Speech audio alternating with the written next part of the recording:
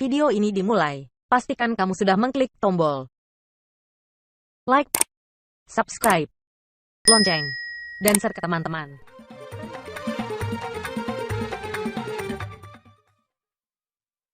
Assalamualaikum warahmatullahi wabarakatuh.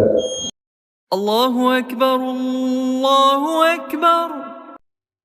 Alhamdulillahi Rabbil Alamin, alladzi ja'ala Ibrahim walladzina ma'ahu uswatun hasanatun lil mu'minin. Asyhadu an la ilaha illallah wa asyhadu anna Muhammadar Rasulullah. Allahumma salli wa sallim wa barik ala Muhammadin wa ala alihi wa sahbihi ajmain. Ayyuhal hadirun, inni usikum wa iyaya bittaqullah. Ittaqullaha haqqa tuqatih wa la tamutunna illa wa antum muslimun. Wa qala Allah Ta'ala fil Qur'anil Karim, bismillahirrahmanirrahim,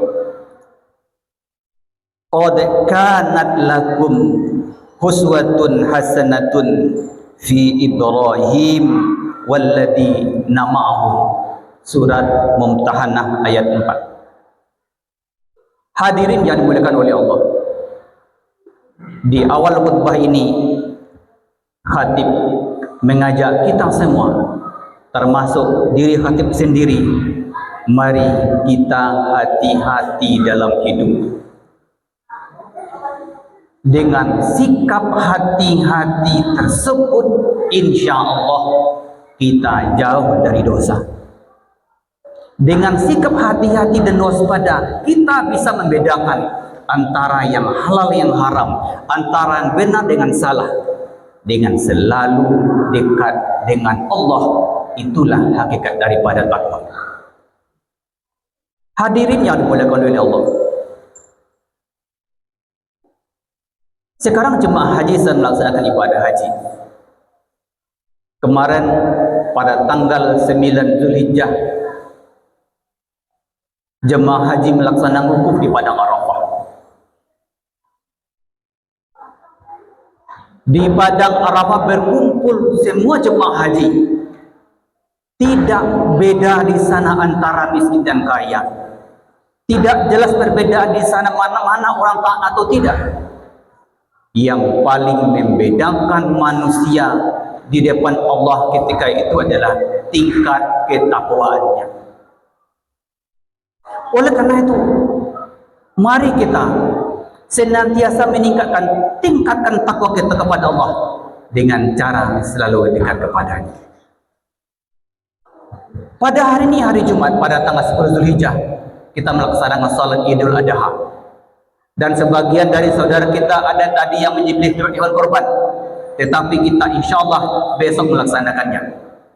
Hadir berbahagia, apabila kita berbicara tentang ibadah haji, tentang ibadah kurban, pasti kita akan berbicara tentang Nabi Ibrahim dan orang-orang yang berada di sekitarnya, yang Allah suruh jadikan mereka sebagai suri tauladan. Sebagaimana ayat yang dibacakan tadi, qad kanat lakum, sungguh ada bagi kalian, fi uswatun hasanatun, suri tauladan, contoh yang baik yang bisa diambil pendidikan dan pelajaran daripadanya, fi Ibrahim, pada diri Nabi Ibrahim, walladzina ma'ahu, dan orang-orang yang ada bersamanya, yaitu Ismail, Ishak, Hajar, dan Siti Sarah. Cepat berbahagia. Maka pada kesempatan Jumat pada hari ini, kita mencoba untuk membahas hal-hal yang kita bisa ambil pelajaran dari peristiwa dan kisah Nabi Ibrahim tersebut. Yang pertama, pemilihan istri terbaik. Ini kita khususkan untuk para remaja, para pemuda yang akan berumah tangga, yang akan berkeluarga. Maka Keluarga Nabi Ibrahim itu adalah salah satu contoh teladan dalam pemilihan istri teladan. Ketika Siti Sarah sudah tua tetapi tidak juga mendapatkan keturunan dari Ibrahim, Nabi Ibrahim setelah itu menikahi Siti Hajar. Setelah lama beberapa menikah, punya anak. Sedangkan Siti Sarah sampai usia tuanya tidak punya anak, walaupun akhirnya Allah memberi anak yang namanya Ishak.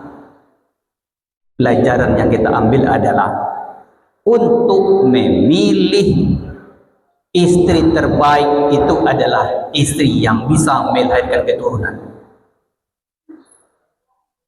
Kata Rasulullah yang diriwayatkan oleh Siti Aisyah, kata Rasulullah, ikhtaru linutatikum, pilihlah oleh kata Rasulullah tempat tumbuhnya benih-benih kalian itu atau sperma kalian itu, al-mawadi'us salih, tempat tumbuh yang baik.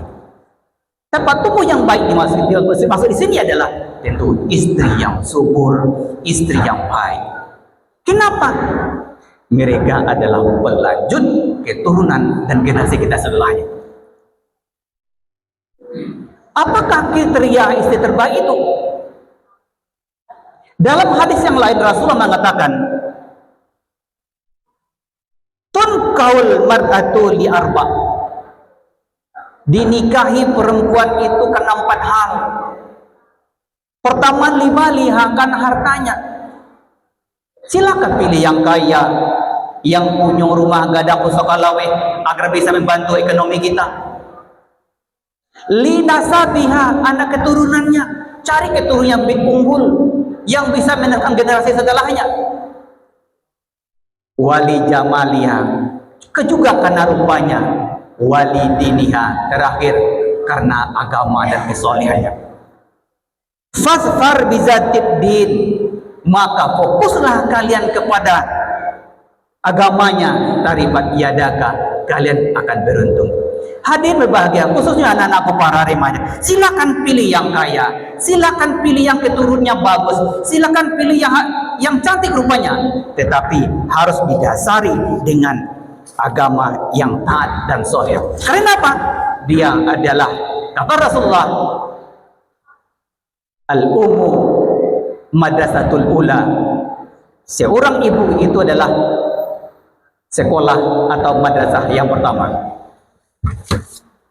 Hadirin berbahagia, pelajaran yang kedua yang bisa kita ambil dari kisah Nabi Ibrahim adalah doa meminta anak yang soleh. Ketika Ibrahim berusia lanjut tetapi belum juga diberi anak oleh Allah, siang malam Ibrahim berdoa. Apa doa Nabi Ibrahim? Rabbi habli minas solihin, Rabbi habli minas solihin, Rabbi habli minas solihin. Ya Tuhanku, berilah aku anak keturunan yang soleh. Jauh sebelum anak lahir, Ibrahim sudah berdoa kepada Allah agar anak keturunannya soleh. Pertanyaan untuk kita semua adalah, pernahkah kita berdoa kepada Allah agar diberi anak yang soleh? Apakah anak-anak kita yang tidak mau sholat, yang sering melalaikan sholat, bahkan tidak mau sholat sama sekali, apakah ini buah dari kita tidak pernah berdoa kepada Allah untuk diberi anak yang soleh? Belum terlambat.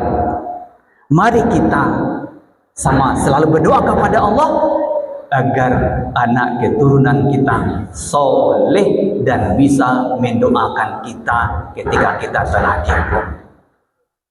Hadirin berbahagia, dalam ayat lain Allah mengajarkan kepada kita sebuah doa. Dalam surah Al-Furqan Allah katakan, Rabbana hablana min azwajina wa dzurriyyatina qurrata a'yun waj'alna lil muttaqina imama. Ini doa yang diajarkan oleh Allah. Artinya apa?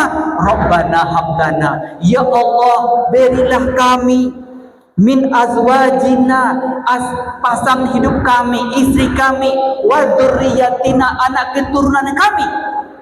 yang bagaimana qurrata a'yun, yang menyejukkan hati, yang menenangkan perasaan. Wa ja'alna lil muttaqina imama, jadikanlah kami setelah anak-anak kami soleh, anak-anak kami baik, kami menjadi pemimpin bagi orang bertakwa. Hadirin yang dimuliakan oleh Allah,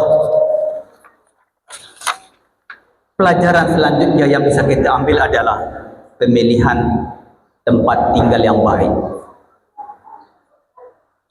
Ketika Ismail lahir, karena takut menyakiti hati Siti Sarah, karena kelahiran Ismail, Ibrahim dan Hajar membawa anaknya dari Palestina menuju Makkah. Berhentilah keduanya di padang tandus yang tidak ada tanaman satupun, yang merupakan sudah ada pondasinya Ka'bah di sana, yang tempat Ka'bah sekarang itu. Nabi Ibrahim berkata pada Allah, Rabbana, ya Tuhan kami, inni askantu, aku meninggalkan, min zurriyati, anak keturunanku, istri dan anaknya. Di mana itu? Biwadin, di lembah, ghairi dzi zar'in, yang tak ada tumbuhan sedikit pun ya Tuhanku. Inda baitikal muharram, di samping rumahmu yang suci. Apa tujuannya? Rabbana liyuqimus sholata, agar mereka mendirikan sholat. Hadirin yang dimuliakan oleh Allah, dari doa Nabi Ibrahim tadi jelas bahwa Ibrahim meninggalkan anak dan istrinya di samping masjid, di samping Baitullah sekarang. Apa tujuannya? Seperti sambung ayat tadi, liyuqimus sholata, agar mereka senantiasa mendirikan sholat. Oleh karena itu, berdasarkan ayat ini, jemaah berbahagia, tempat tinggal yang ideal untuk anak istri kita dan keturunan kita adalah dekat dengan masjid.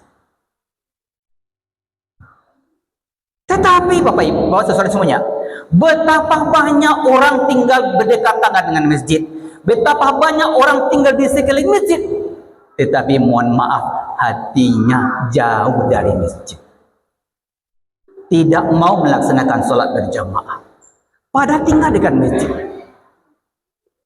Oleh karena itu, kita kembali bahwa tujuan Ibrahim meninggalkan anak keturunannya di samping masjid adalah agar mereka, anak-anak keturunannya, agar mau menghadirkan hatinya dan dirinya untuk hadir melakukan sholat berjamaah. Hadir berbahagia, kata Allah, fawailul lil musallin alladzina hum an salatihim sahun, celakalah orang yang mengaku sholat tetapi sholat itu masih dianggap celaka dia. Kenapa? Orang yang lalai dalam sholatnya, termasuk diantaranya adalah orang yang tidak mau melaksanakan sholat berjamaah. Hadirin yang dimuliakan oleh Allah, pendidikan yang bisa kita ambil setelahnya adalah pendidikan sholat dalam rumah tangga. Ibrahim meninggalkan anak keturunannya di padang tandus agar mereka mendirikan sholat. Tujuannya adalah terciptanya pendidikan sholat dalam rumah tangga. Hal itu kelihatan, nampak jelas dari doa Nabi Ibrahim. Apa doa Nabi Ibrahim?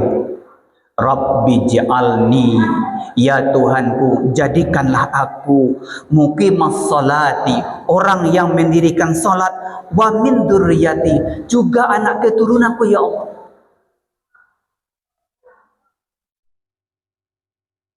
Doa Nabi Ibrahim tersebut agar anak-anak keturunannya mau mendirikan sholat. Hadirin yang dimuliakan oleh Allah, khususnya kepada anak-anak remaja, khutbah Jumat hanya sekali seminggu, khutbah Jumat hanya sekali sepekan. Maka fokuslah mendengarkan khutbah. Simpan HP Anda dulu, simpan HP-nya, fokuslah ke khutbah Jumat ini. Banyak pelajaran-pelajaran yang kita ambil dari khutbah ini. Hadirin yang berbahagia. Oleh karena itu pelajaran yang kita ambil dari bapak-bapak semuanya, kita harus menghafal doa ini. Kita harus meniru doa ini. Apa itu? Kita berdoa kepada Allah agar kita dan anak keturunan kita menjadi orang yang mau mendirikan sholat. Rabbi ij'alni muqimis salata wa min dzurriyyati. Ya Tuhanku, jadikanlah aku, anak keturunanku orang yang mau mendirikan sholat ya Allah. Rabbana taqabbal doa. Ya Allah, ya Tuhan kami, terimalah doa kami. Hadirin berbahagia. Rasulullah berkata, muru auladakum bis salati. Suruhlah anakmu solat wahum abna sab'i sinina, ketika mereka berumur 7 tahun. Wadribuhum, dan pukullah mereka kalau seandainya pada umur 10 tahun masih meninggalkan solat. Pada umur 7 tahun itu sudah disuruh. Kapan kita ajarkan? Jauh sebelum berumur 7 tahun. Pukullah mereka ketika berumur 10 tahun masih meninggalkan sholat. Artinya apa? Masa optimal dalam meneguhkan pendidikan sholat dalam hati anak kita adalah dari 7 sampai umur 10 tahun. Kalau bapak-bapak, kita semua disiplin menyuruh anak kita sholat dari umur 7 sampai 10 tahun itu, insya Allah pada umur 11 sampai seterusnya, insya Allah anak-anak kita tidak akan meninggalkan sholat. Hari berbahagia, tidak segampang itu. Menyuruh anak sholat itu susah. Dalam surah Al-Baqarah Allah katakan, innaha lakabirah illa 'alal khashiin, kata Allah. Sesungguhnya sholat itu berat kecuali bagi orang-orang yang khusyuk, orang-orang yang patuh kepada Allah. Oleh karena itu Allah katakan dalam surah An-Nahl 132, wa'mur ahlaka bis salati, kata Allah.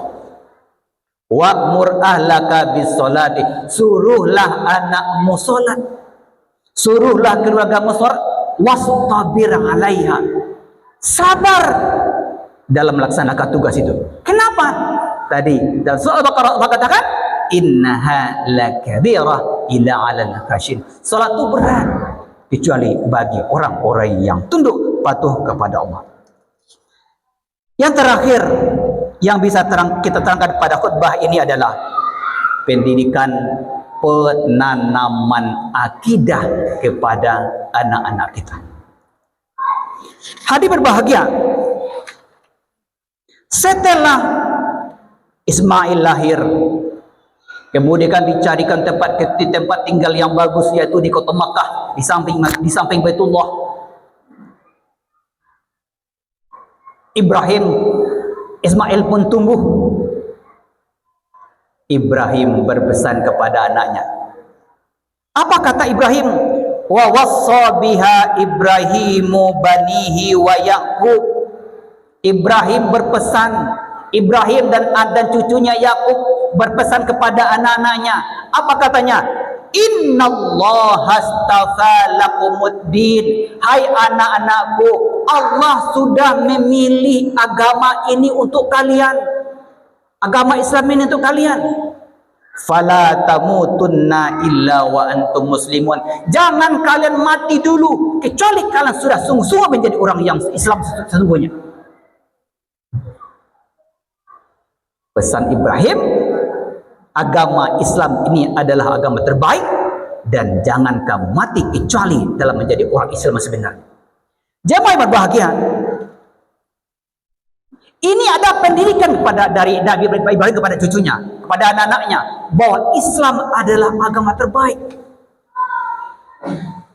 Tidak ada agama selain Islam ini yang terbaik. Islam ini adalah menyembah Allah Tuhannya.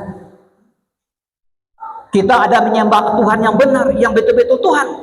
Sementara ada ajaran lain yang menyembah Tuhan yang belum tentu Tuhan. Allah katakan pada ayat lain, innad dina indallahil Islam. Sesungguhnya agama yang betul-betul di sisi Allah yang Allah akui adalah hanyalah Islam. Tanamkan kepada anak kita bahwa Islam ini adalah agama terbaik. Selanjutnya Allah katakan juga, wa may yabtaghi ghairal islami dinan, siapa yang memilih agama selain Islam ini, fala yuqbalu minhu, tidak diterima. Dan pasti kita apabila memilih agama selain Islam, sampaikan kepada anak kita bahwa kita akan mati dalam kekafiran.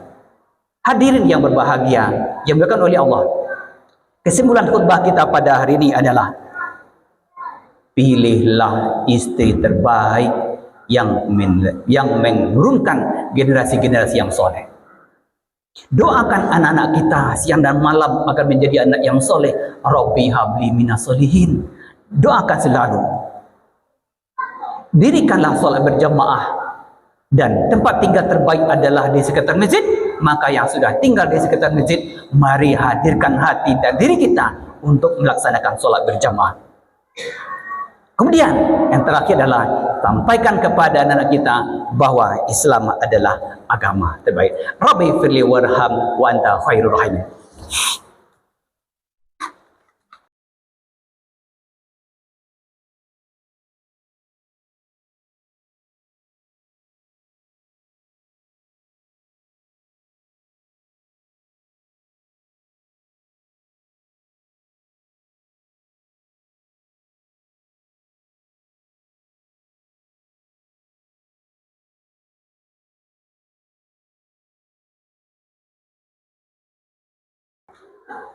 Alhamdulillahi rabbil alamin alladzi ja'ala yaumul jum'ah idan lil muslimin. Asyhadu an la ilaha illallah wa asyhadu anna Muhammadar Rasulullah. Allahumma shalli wa sallim wa barik ala Muhammadin wa ala alihi wa sahbihi ajmain.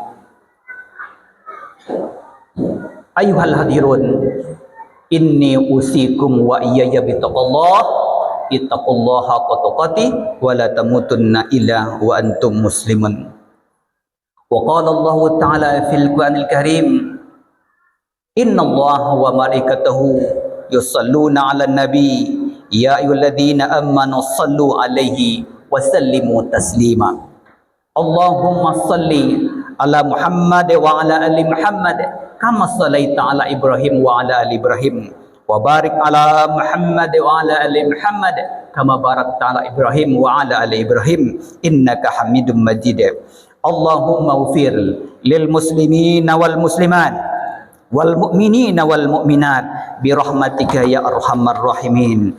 Allahumma ufir lana zunubana wali walidaina warhamhuma kama rabbayana shighara. Rabbana hab lana minas solihin, Rabbana hab lana minas solihin, Rabbana hab lana minas solihin, Rabbana hab lana min azwajina wa dzurriyyatina qurrata a'yun waj'alna lil muttaqina imama.